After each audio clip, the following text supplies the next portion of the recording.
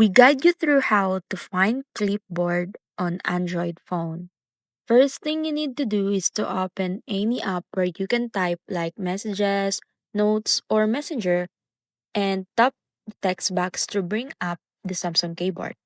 Look at the toolbar above the case and tap the clipboard icon.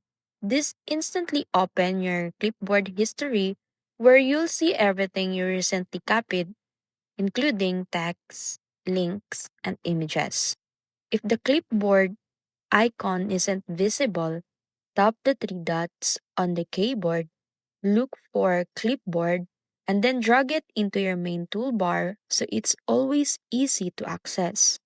Once inside your clipboard, you can tap any item to paste it, swipe to delete items you don't need, or pin important copied text so it stays permanently saved and doesn't get automatically removed.